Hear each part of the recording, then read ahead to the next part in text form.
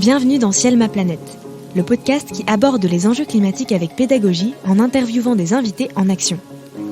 Nous aborderons des thématiques du quotidien en discutant des constats et des solutions applicables.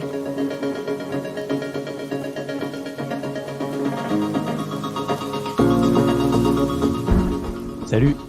Aujourd'hui, on va parler textile avec Genia, cofondatrice et présidente de l'association Green Donut et co-créatrice de la fresque du textile. Let's go! Alors, bonjour Genia et merci d'avoir accepté cette interview. Bonjour Bastien et merci à toi pour l'invitation et pour ce beau podcast. Merci. Notre première question de ce podcast, c'est comment va ta planète Genia? Alors écoute, pour moi, pas très bien parce qu'elle est peuplée d'une humanité pleine de paradoxes. Donc pour moi, il y a tout un tas de progrès, qui soient technologiques, scientifiques parfois, mais dont bénéficie qu'une infime partie de ce monde, des personnes qui habitent cette planète. Ouais. Donc pour moi, aujourd'hui, on s'inquiète de conséquences graves du dérèglement climatique pour nous qui habitons en France, mais c'est vrai qu'une partie de la population de ce monde les subit déjà. Par exemple, en Indonésie, qui déménage sa capitale afin de protéger des événements climatiques graves. Donc, pour moi, on est dans dans ce paradoxe où il y a à la fois ces progrès, mais également dans une période de prise de conscience grandissante. Et c'est la partie qui me réjouit le plus, même si elle est jamais suffisante, en tout cas en ce qui concerne l'environnement, mais c'est encourageant. Donc, je trouve qu'il y a une prise de conscience que moi j'appelle émotionnelle, parce que les personnes commencent à prendre en compte les complexités de notre être, qui font que par exemple l'urgence en fait n'est pas comprise par tous et elle est aussi insuffisante, cette compréhension, mais elle commence à être encourageante. Et puis, en parallèle de tout ça, je trouve qu'on traverse une période d'excès multiples qui nous mène droit vers, entre autres, une bascule des équilibres naturels, vers une massification des émissions de CO2, comme on l'entend déjà beaucoup, vers une chute vraiment importante de la biodiversité, et tout ça à cause d'une extraction de ressources naturelles trop importante, et en plus qui est faite au service d'une production presque infinie et qui nous fait effectivement dépasser ces limites planétaires. Donc d'un côté, je trouve que ces excès, en plus d'avoir de l'impact sur l'environnement, ils changent notre rapport aux choses matérielles, les choses qu'on possède. Donc par exemple, d'après l'ADEME, une personne aujourd'hui achète en moyenne 60% de vêtements de plus qu'il y a 15 ans et les conserve moitié moins de temps. Moi, je trouvais ce chiffre assez frappant, parce que c'est beaucoup, ça prend de la place et du volume. Et voilà, et cette consommation importante de textiles, elle se voit aussi en volume, parce que celui-ci a doublé entre 2000 et 2014. Donc, c'est vraiment immense comme évolution. Et c'est pas forcément un besoin plus important de s'habiller, même si aujourd'hui on est plus nombreux. C'est plutôt c'est un besoin qui au total est plus superficiel qu'essentiel. Donc la preuve, c'est qu'on a un dressing qui, alors il a été estimé que 70% des vêtements ne sont pas portés ou très peu portés. Donc ça va un peu dans le même sens que les 60% de vêtements de plus qu'il y a 15 ans qu'on achète. Et cet excès de consommation, pour moi, textile, entre autres choses, mais plein d'autres produits, elle impacte l'environnement alors au moins de 3 manières. C'est un secteur, le secteur textile, qui émet environ 7% des émissions de CO2 à l'échelle mondiale. Elle utilise aussi, c'est un secteur qui utilise beaucoup d'eau. Donc, il y a un célèbre exemple pourrait retrouver dans pas mal de rapports, mais sur les 8000 litres d'eau utilisés pour la production d'un jean, donc notamment à cause des champs de coton. Alors, pour avoir une idée, les 8000 litres d'eau, c'est environ 100 douches. Donc, on va dire une douche quotidienne par jour. Enfin, une douche quotidienne, ça fait une centaine de jours, c'est beaucoup. Et puis, il y a une pollution des sols et des écosystèmes en général qui est considérable, parce qu'il y a des pesticides pour la fabrication de ce même jean qui sont utilisés, et puis surtout des quantités de microplastiques rejetés dans les océans qui sont immenses, parce qu'on parle de Alors, il y a un chiffre qui est sorti, c'est de 500 000 tonnes de microplastiques avec lesquels on pourrait produire 50 milliards de bouteilles plastiques. Bon, c'est tellement immense qu'on ne se rend même pas compte combien ça ferait en volume ou si ces 50 milliards de bouteilles étaient devant nous. Donc voilà, beaucoup d'impact sur l'environnement. Ouais, d'ailleurs, ces microplastiques qui sont issus des matières textiles synthétiques, c'est la principale source de pollution devant les sacs plastiques au niveau des océans parce que elles ne sont pas dégradées par les stations d'épuration. Donc, c'est vrai que ce sont des choses avec énormément d'impact. Tu parlais aussi de l'eau, de l'impact du coton aussi, qui nécessite énormément d'eau. Moi, j'invite les auditeurs et les auditrices à regarder ce qui s'est passé du côté de la mer d'Aral, où en fait, il y a eu 2 fleuves qui ont été détournés pour produire justement du coton en masse. Et en fait, on voit vraiment l'assèchement en quelques années de cette mer et c'est relativement très choquant en fait quand on voit l'évolution de cet assèchement. Merci beaucoup, Génia, pour ce constat très précis. Et la prochaine question, c'est comment est-ce que tu vas malgré ce constat? Est-ce que tu peux nous partager tes ressentis personnels, tes émotions? Bien sûr. Globalement, quand même, je continue à me sentir optimiste Mmh. parce que je vois de plus en plus de gens se sentir affectés et concernés par ce problème. Et encore une fois, sur un niveau émotionnel. Donc, on voit tous les marches pour le climat ou d'autres mouvements qui se mettent en place comme pour un éveil écologique.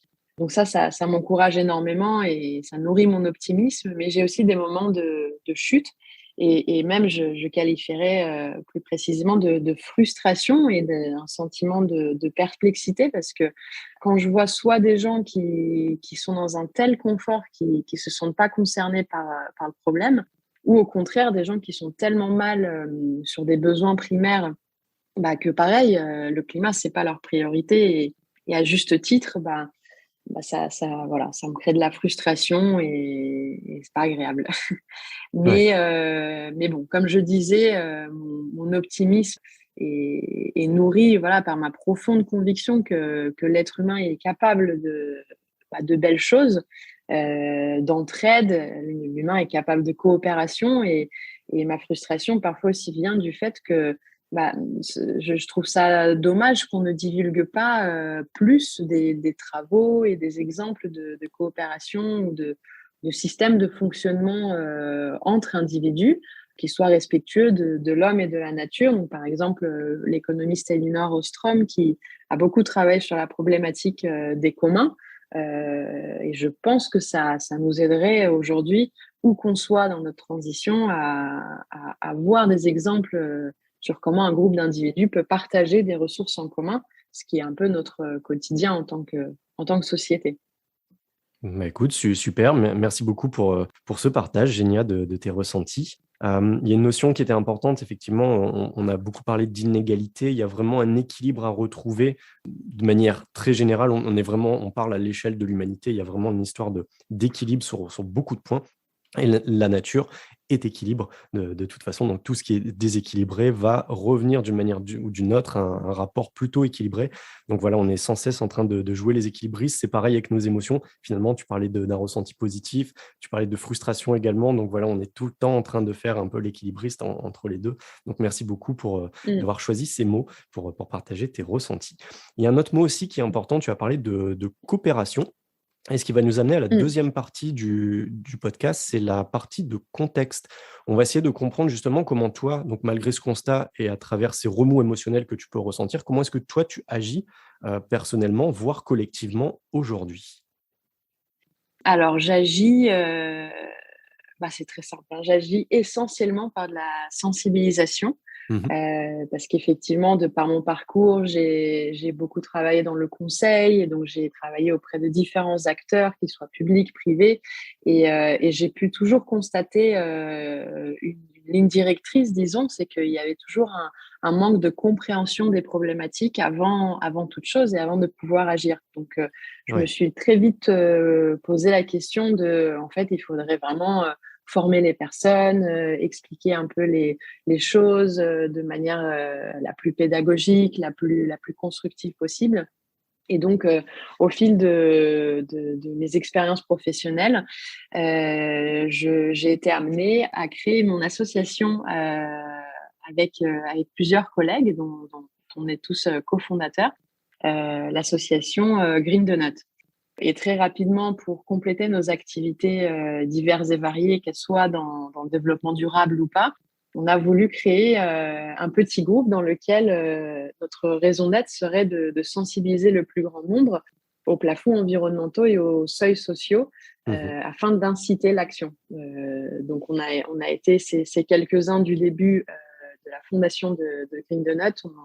On était très fan du livre de Kate Raworth, le Donut Economics, qui présente tout un modèle en fait de fonctionnement et qui montre vraiment qu'un fonctionnement viable pour une humanité, pour une société, serait d'être dans la safe zone qui ne dépasse pas les plafonds environnementaux, mais qui respecte des seuils sociaux.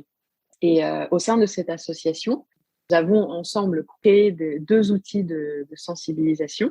Et donc, j'ai participé dans l'aventure de la création de la fresque des déchets pour sensibiliser au plus grand nombre sur les problématiques de gestion des déchets en France et sur les façons surtout de réduire, on va dire, facilement nos déchets au quotidien. Mais voilà, je laisse, comme je pense que ça sera vu dans un autre épisode, je ne spoilerai pas le sujet. Deuxièmement, je suis également coordinatrice pour la Russie, pour la fresque du climat, parce que j'ai très vite, dès 2018, découvert la fresque du climat et non seulement découvert, mais prise de passion pour cet outil pédagogique magnifique. Ouais. Et du coup, je me suis dit, dans mon pays, en Russie, ce sont des sujets qui sont pas du tout abordés et en tout cas, clairement pas de cette manière. Donc, c'est un rôle qui me tient particulièrement à cœur parce que j'aime amener ces sujets et ces informations scientifiques sur le dérèglement climatique dans un de tous ces pays qui ont moins accès à ces infos et qui pourtant souvent polluent parfois plus que la France. Et puis, troisièmement, et je dirais principalement en ce moment, je suis co-créatrice de la fresque du textile au sein de notre asso Green Donut pour éclairer sur les enjeux et les impacts du secteur textile sur l'environnement, ainsi que les solutions qui existent pour réinventer un nouveau fonctionnement pour ce secteur. C'est une fresque du textile donc, qui s'inspire beaucoup de la fresque du climat, mais elle se compose plutôt en 5 parties qui viennent compléter une fresque de la chaîne de valeur du secteur et puis des mini-jeux qui la complètent pour aborder les différents sujets, que ce soit les matières, que ce soit les impacts au fil de cette chaîne de valeur.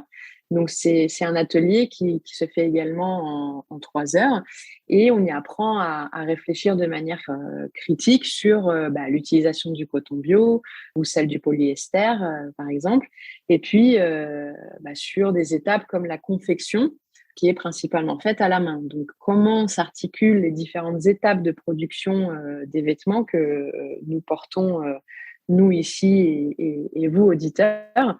Et puis, comment ça se passe et quelle est, par exemple, l'étape qui émet le plus de CO2 sur toute cette chaîne de valeur.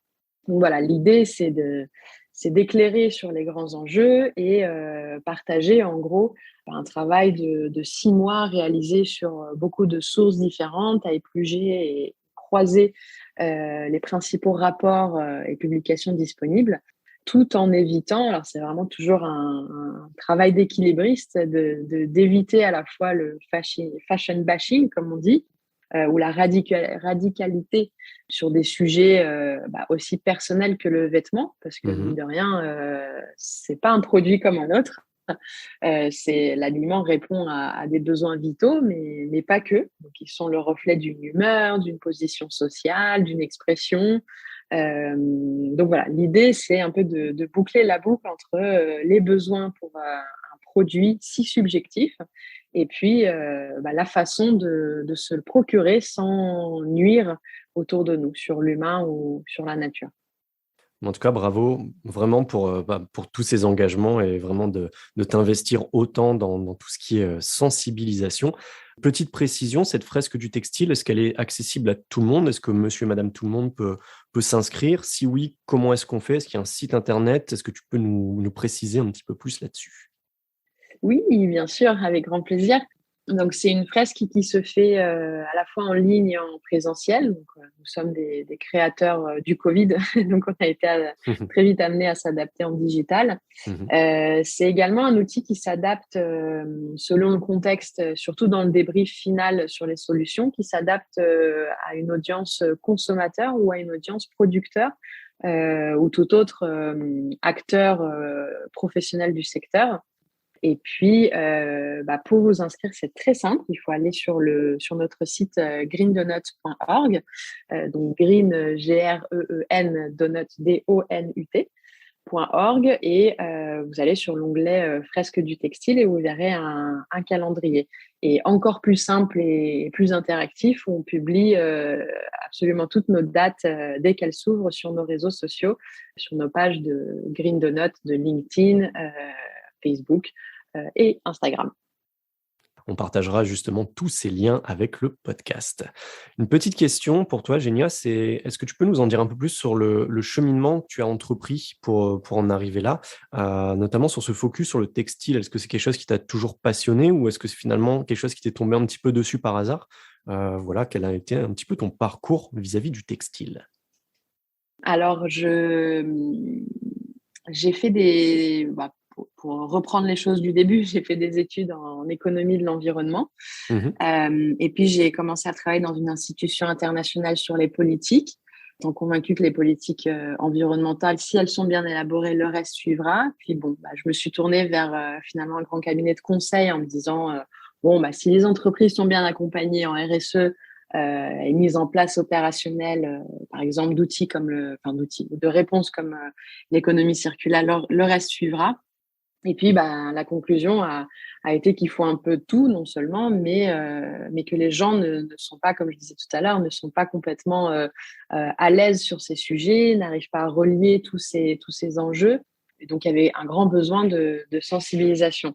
Quant à moi, j'ai préféré me dédier à l'associatif pour tout ce qui touche à ce sujet si urgent et qui me tient autant à cœur. Voilà, côté professionnel, j'ai préféré mettre ces sujets sur une vie plutôt associative. Et c'est vrai que d'un point de vue intellectuel, j'aimais beaucoup creuser des sujets. Mais j'ai toujours eu une appétence particulière pour des choses opérationnelles, des choses tangibles, des choses concrètes. Et c'est pour ça que dans ce vaste sujet du développement durable, d'ailleurs qu'on appelle un domaine, mais très sincèrement, il y a vraiment tout dedans. Il y a du chiffre, il y a de l'opérationnel, il y a du littéraire, il y a de la communication, il y a vraiment de tout. Moi, ce qui me plaisait, c'est de creuser la fabrication des choses, l'éco-conception de produits. Et quand j'ai commencé à regarder, il y a plein de types de produits, des catégories de produits qui pouvaient nécessiter et qui nécessitent toujours un peu plus d'éclairage. Le secteur textile m'a semblé tellement immense en impact, notamment CO2, parce que c'est celui qui est facile, sur lequel en tout cas on a un chiffre et comme on sait tous, ce qu'on n'arrive pas à mesurer, on n'arrivera pas à le changer. Donc, celui-ci avait déjà ce secteur-là avait un peu d'études qui étaient faites. Donc, je me suis vite intéressée à ce secteur-là, en ayant en plus vu quelques acteurs qui travaillaient, qui sont plutôt des producteurs, que ce soit des producteurs de tissus ou des producteurs de produits finis, et donc de revendeurs et de distribution. Donc, vraiment, j'ai été absorbée dans toute cette complexité et parce que l'impact d'éclairer sur ces sujets m'a semblé énorme, et surtout quand on aide des acteurs et des professionnels du secteur à y voir plus clair et concrètement à voir dans leur quotidien les actions qu'ils pourraient entreprendre dans leurs entreprises pour aider leur marque à avancer. Ça, c'est ma principale motivation. Super, merci beaucoup pour ce partage, Génia. Dans ton parcours, est-ce que tu as eu un moment décisif ou alors une rencontre ou plusieurs rencontres décisives qui t'ont amené à ce que tu fais aujourd'hui? Voilà, moi, ça a été un détail assez décorrélé de la nature. C'est pendant un voyage où je faisais le tour de la Chine en train, donc en 2008, ça commence à dater. J'ai été très marquée par un détail qui était le silence des véhicules électriques quand le feu passait au vert. Donc vraiment Hmm. un truc qui m'avait, alors en pleine ville en plus à Pékin. Et en plus de ça, donc les grandes villes en Chine, pour moi, j'avais ce ressenti qu'elles avaient en plus une forte présence d'arbres, un taux important de justement ces véhicules électriques, ces deux roues électriques qui démarraient en silence avant d'être recouverts par un brouhaha de voitures thermiques.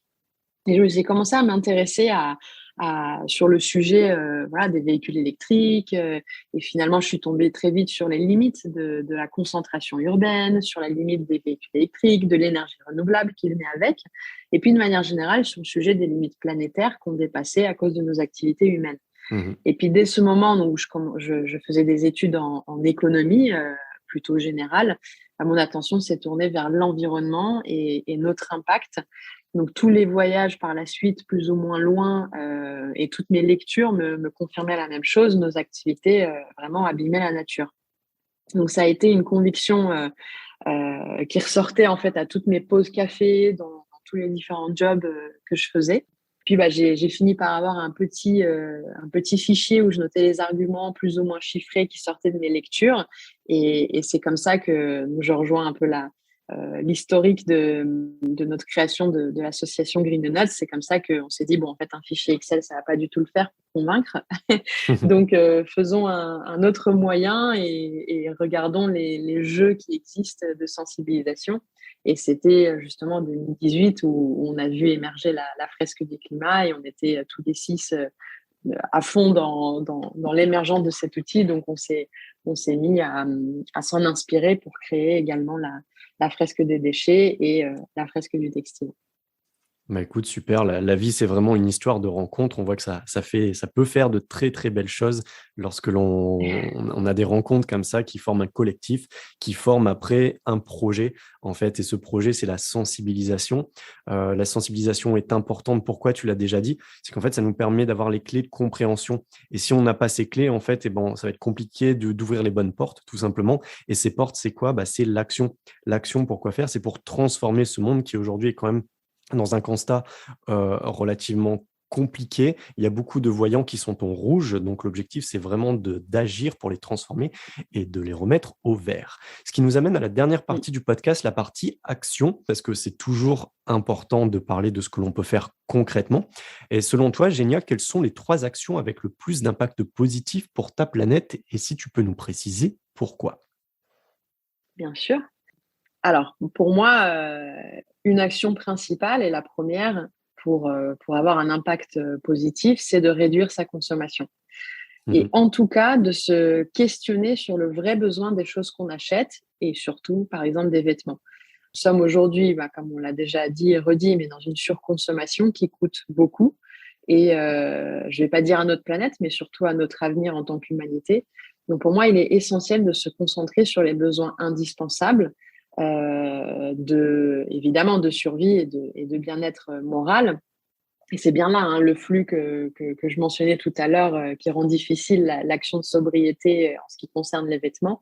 Mais se questionner qui est un premier pas afin de réduire la consommation, c'est vraiment pour moi l'action phare que je recommanderais.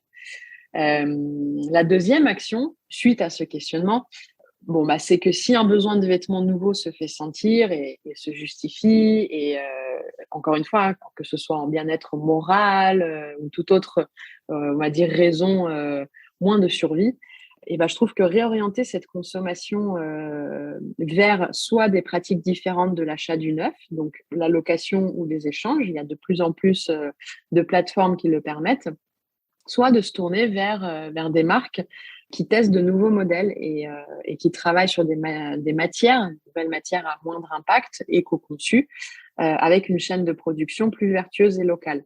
Et Mmh. se tourner vers ces nouvelles marques, évidemment, ça permet de les soutenir. Se tourner vers elles pour regarder toute l'information qu'elles dévoilent et toute la transparence qu'elles offrent aux consommateurs. Je trouve aussi que ça aide le questionnement de la première action et ça aide en fait à comprendre l'impact de nos actes de consommation. Et c'est vraiment principal. Et c'est évidemment, ce sont il y a quelques marques qu'on connaît bien et qui sont connues et qu'on mentionne en atelier de la fresque du textile. Donc, si vous venez, vous pourrez y voir quelques noms cités. Mais en tout cas, les suivre et les soutenir, je trouve primordial. Et puis, la troisième action pour moi, c'est sensibiliser autour de soi, parler de ses convictions. Alors en plus, je trouve que le vêtement, c'est un bon moyen parce que quand on a un vêtement qui vient d'une marque un peu différente, on peut en parler, on peut montrer que c'est un jean qui est exactement comme les jeans des marques connues, sauf qu'il a été fabriqué avec 5 fois moins de litres d'eau pour la fabrication, 10 fois moins loin, etc. Donc plein d'autres arguments qu'on commence à découvrir en parlant d'une discussion autour d'un café où qu'on soit, sur un vêtement qu'on porte. Donc, parler de ses convictions, ça permet également de sensibiliser et évidemment participer et puis, à des fresques du textile, par exemple, hein, et par la suite devenir animateur et aider à développer l'outil au sein du secteur et parmi les consommateurs. C'est quelque chose qui je trouve, a finalement un impact et parfois on a l'impression que c'est pas direct parce qu'on n'est pas en train de produire le jean du futur. Mais ce sont des ateliers, non seulement on apprend des informations qui nous aident à mieux comprendre, mais surtout, comme beaucoup de ces jeux de sensibilisation qu'on appelle fresques, et là je m'adresse à toute personne qui n'aurait pas encore fait aucune des nombreuses fresques qui existent, mais ce sont des outils qui aussi apprennent à s'écouter et à s'expliquer mutuellement des idées nouvelles. Elles nous apprennent aussi à accepter qu'on ne sait pas autant que ce qu'on pensait et surtout à inspirer, à changer les habitudes de notre entourage en échangeant, en partageant les expériences qu'on vit chacun, parce que c'est juste impressionnant l'effet qu'on a, nous, Homo sapiens, hein, nous, êtres humains, à s'échanger nos bonnes pratiques et à entendre quelque chose d'une autre personne et pas de le lire d'un lointain rapport qui peut paraître un peu froid parfois. Oui, tout à fait. On est vraiment sur la Voilà mes notion 3 actions. de recréer du lien. Merci beaucoup pour ce partage de tes 3 actions, hein. Donc je rappelle, c'est se questionner sur nos besoins. La deuxième, c'est même au-delà d'acheter, si possible, de la seconde main, de diminuer vraiment drastiquement l'achat de neuf. C'est que finalement, on a 2 choses. Moi, j'aime bien dire qu'on a 2 cartes pour changer le monde. On a la carte des lecteurs, mais on a surtout, aujourd'hui, dans un monde, dans un système économique, on a la carte bancaire. Et cette carte bancaire, à chaque fois que l'on fait un achat, finalement, on défend un monde parce qu'on défend des entreprises qui défendent des valeurs. Mais quand on n'achète pas, aussi, quelque part, ça défend aussi un monde. Donc voilà, quelquefois, faire le boycott, c'est aussi s'affirmer sur le monde que l'on souhaite pour plus tard. Et la dernière Mmh. action, celle que l'on aime vraiment bien tous, je pense, en tant que participants de ce podcast, c'est vraiment la notion de sensibilisation. On revient sur l'effort, de la concentration des efforts, plutôt que sur un seul individu, mais plutôt de diffuser de manière massive justement ces efforts pour atteindre des échelles très, très grandes. On parle de l'échelle locale, régionale, nationale, internationale, parce que c'est uniquement par ce moyen que l'on arrivera à réguler justement les équilibres naturels, parce qu'on est sur une seule planète, rappelons-le. Merci beaucoup, Génia. La prochaine question, c'est de ton point de vue, quel est le plus grand défi pour les années à venir pour notre société? Waouh, très grande question. Alors, pour moi, il y en a 2. Le premier, c'est tout simplement de ralentir notre économie bouillonnante et de donner de la valeur à des activités et même des types de vie, de manière plus large, qui sont décarbonés et dont l'utilité sociale, et là je parle, comme un économiste, mais dont l'utilité sociale est bien plus grande que l'utilité financière ou monétaire. Oui. Donc c'est, pour moi à la fois, pour arrêter d'aller plus vite et plus loin parce que, ça amène pas autant de bonheur que ça. C'est-à-dire que sans pour autant revenir à la bougie et à la grotte, on va déjà vraiment très, très vite donc il y a pas besoin d'aller encore plus vite.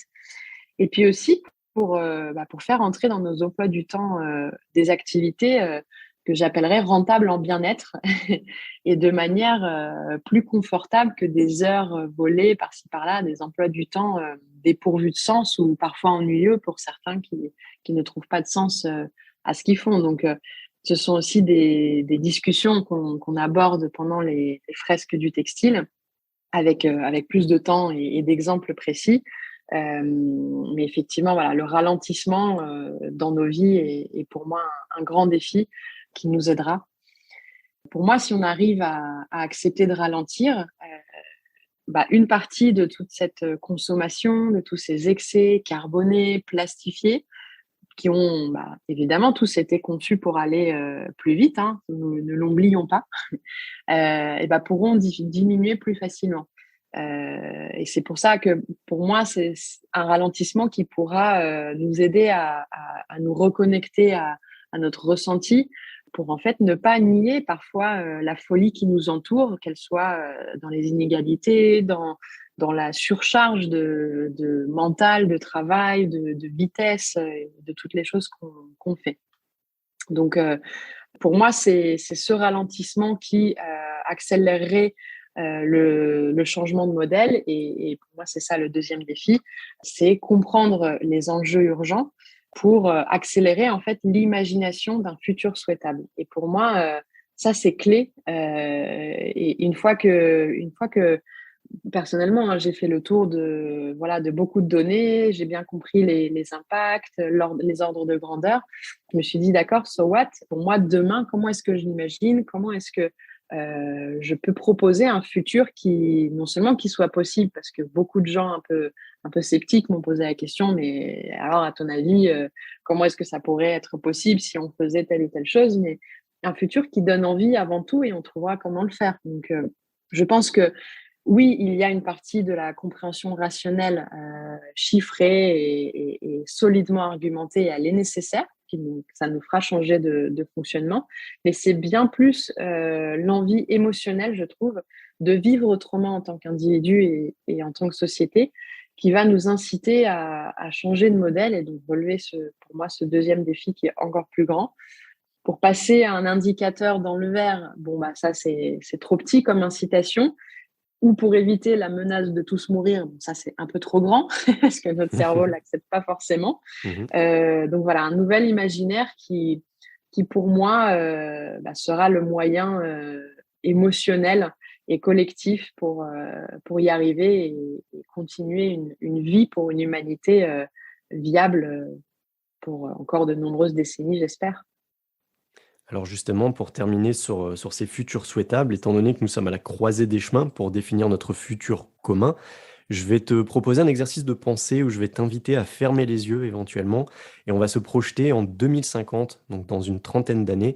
Et la dernière question, c'est comment imagines-tu ta planète en 2050? Ouais.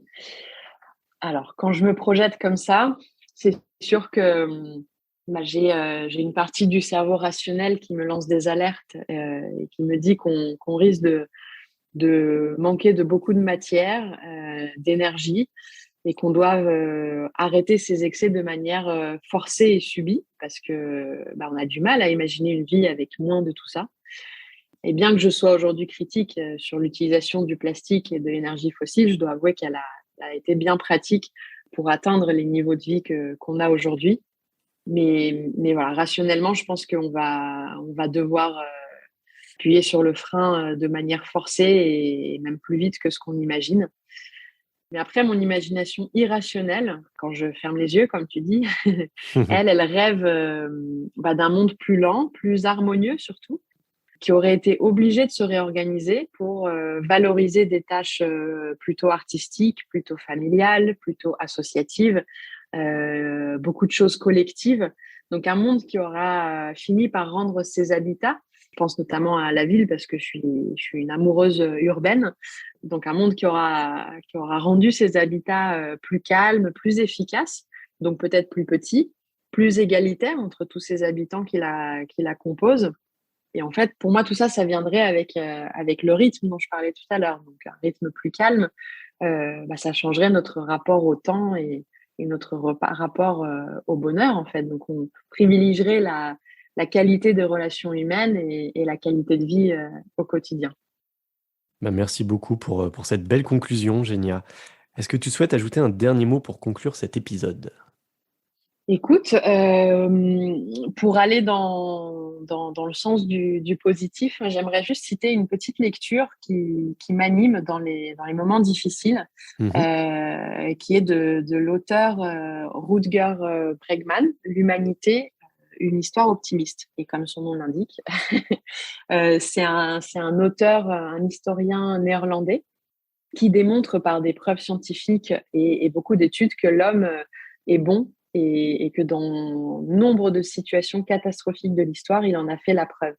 Et malheureusement, la croyance dans le côté mauvais de l'homme l'a emporté parce que, voilà, on dirait par convenance, parce que ça excuse toutes nos fautes en tant qu'espèce et que parfois ça anéantit toute volonté d'agir.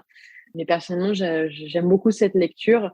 Je la savoure parce qu'elle aborde des bases socio-émotionnelles qui, je trouve, en fait, sont indispensables et qui aident à se projeter et à se percevoir en tant qu'espèce comme autre chose que destructeur. Donc, je trouve que ça aide beaucoup à imaginer, à se laisser aller dans la création d'un futur souhaitable pour nous tous.